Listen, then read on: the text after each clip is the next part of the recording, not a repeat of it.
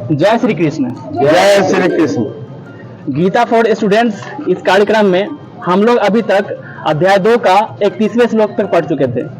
आज हम लोग अध्याय 2 का 32वें श्लोक को पढ़ेंगे। उससे पहले नैन्सी और मानसी से एक श्लोक सुनते हैं।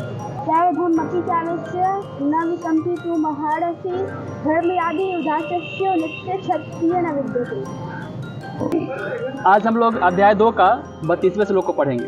सारे लोग बोलेंगे साथ में। यदृच्छया चोपपन्नाम स्वर्गद्वारम पावृतम सुखिनः क्षत्रियाः पार्थ लभन्ते युद्धमीदृशम। अर्थात हे पार्थ, वे क्षत्रिय सुखी हैं जिन्हें ऐसे युद्ध के अवसर अपने आप प्राप्त होते हैं जिससे उसके लिए स्वर्गलोक के द्वार खुल जाते हैं।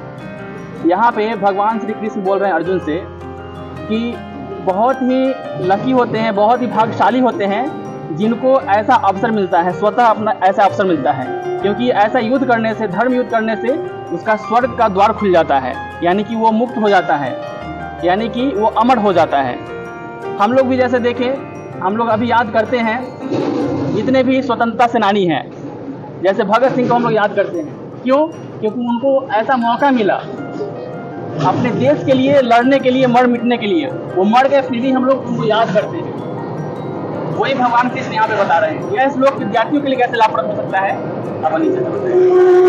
गीता फॉर स्टूडेंट्स नाम के इस गोष्ठी में बैठे हुए सभी बहनों, भाइयों एवं बच्चों को प्रणाम।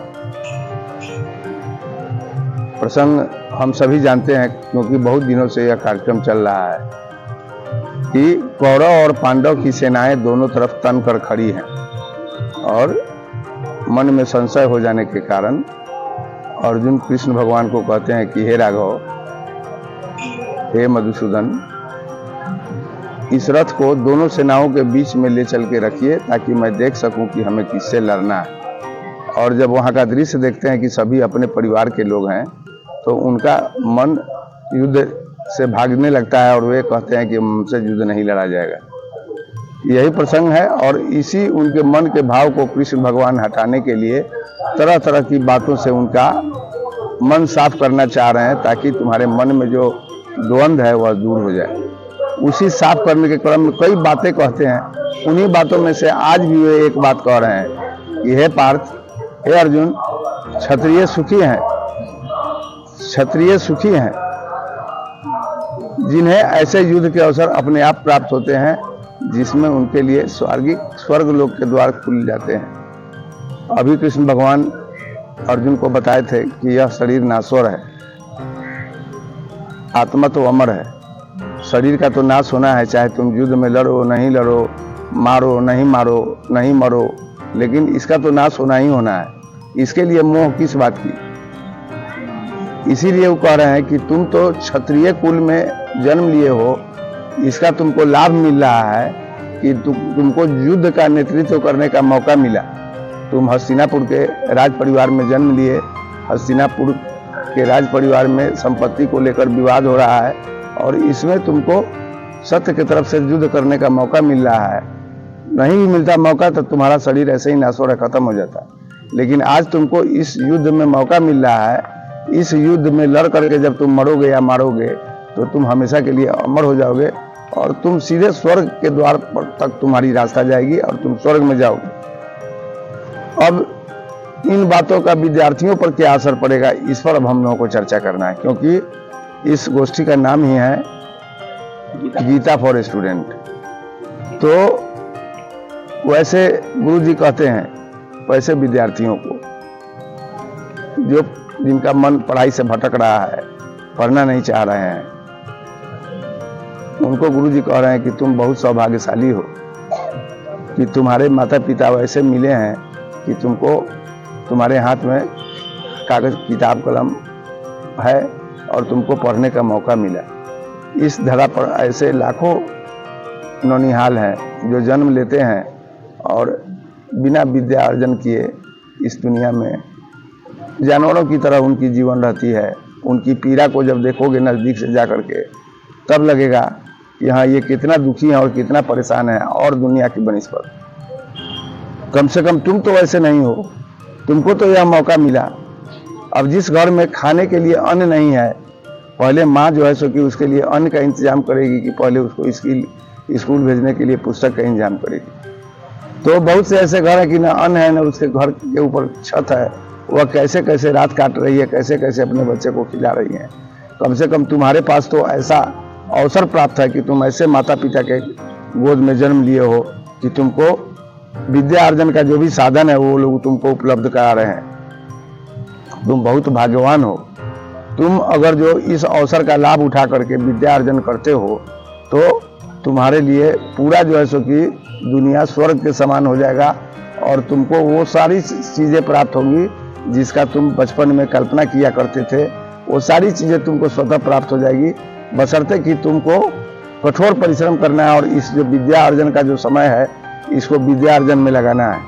नहीं तो वैसे ही बहुत से जो विद्यार्थी जो विद्या अर्जन नहीं कर पा रहे हैं तो उनके साथ तो एक कारण है कि वो अभाव में जी रहे हैं। तुम्हारे पास क्या कारण है?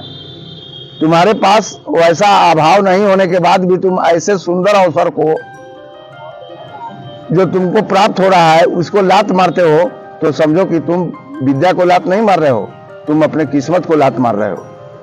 तो हे विद्यार्थियों, इस विद्यार्थी काल में जो तुमको विद्या अर्जन का अवसर प्राप्त हुआ है इसका भरपूर लाभ उठाइए। अगर जो आपको पता ही होगा कि समय जो गुजर जाता है, अभी आज कितने तारीख है कोई बता सकता है? 14 पूरा तारीख पूरा बताइए। 14/6/2024 आज के बाद कभी आएगा कोई बताइए? नहीं। तो जो समय बीत जाएगा वो फिर कभी नहीं आएगा। इसलिए आपको यह अवसर मिला हुआ है पढ़ने का। अब जैसे यहाँ एक अवसर मिला हुआ है बच्चों को, अभी देख रहे हैं कि नारायणी विद्यादान का बोर्ड वहां लगा हुआ है भारत वंदना घाट पर, हरिहर क्षेत्र जन जागरण मंच के सौजन्य से नारायणी विद्यादान। अब वैसे विद्यार्थियों को जिनके घर में माता पिता उनको खर्च किताब खरीदने की स्थिति नहीं है, वे नहीं पढ़ पा रहे हैं, वहां तक तो चलेगा। लेकिन यहाँ तो अवसर मिला, यहाँ आकर के तो आधा घंटा बैठ करके 1 घंटा बैठ करके पढ़ सकते हैं। और इस अवसर को भी जो लात मार देगा वह बिल्कुल निरक्षर रह जाएगा जीवन में, और बाद में उसको रोने के सिवा और कोई चारा नहीं, रोना पड़ेगा। आज ये बातें समझ में नहीं आ रही है, लेकिन बड़ा होने पर जब आप देखिएगा कि हम अपना नाम भी नहीं लिख पा रहे हैं तो उस समय आपको लगेगा कि ऐसी जिंदगी किस काम की। तो आज वैसे विद्यार्थी को भी अवसर मिला हुआ है जिनके हाथ में कागज कलम नहीं है, वे भी इस अवसर का लाभ उठाएं। वही बात कृष्ण भगवान अर्जुन को कह रहे हैं कि क्षत्रिय होने का तुमको यह अवसर मिला हुआ है। तुम क्षत्रिय होकर के तुम अपने को सुखी समझो कि तुमको ऐसा युद्ध करने का अवसर प्राप्त हो रहा है। तो हे बच्चों, तुम लोग को भी यह अवसर प्राप्त हो रहा है कि अपने माता पिता द्वारा दिए गए साधन का उपयोग करो और पढ़ाई में खूब मन लगाओ। और यहाँ भी जो बच्चे आए जिनके पास साधन नहीं है वो यहाँ भी आकर के इस अवसर का लाभ उठावें। नारायणी विद्यादान में आकर के अपना 1 घंटा समय दे और यहाँ विद्या अर्जन करें। मुझे तो लगता है कि आज जो ये महाभारत, ये गीता जी का श्लोक है, उसका विद्यार्थियों के लिए मेरे अल्प बुद्धि से तो यही हमारी व्याख्या हो सकती है। और भी इसके तो बहुत से आयाम है व्याख्या के, बहुत सा लंबा व्याख्या हो सकता है, और भी कोई कुछ बोलना चाहे तो बोल सकता है।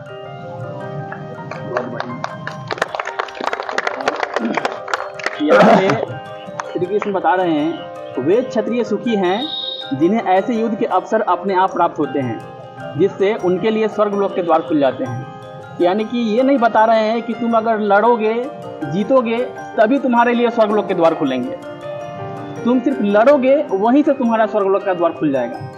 विद्यार्थियों के लिए हम लोग समझें कि अगर विद्या अर्जन करते हैं तो वो बड़े ही सीखना शुरू कर देते हैं, वहीं से आपका भाग्य उदय हो जाता है। आज के लिए बस इतना ही, फिर कल मिलते हैं अगले श्लोक के साथ। जय श्री कृष्ण। जय श्री कृष्ण।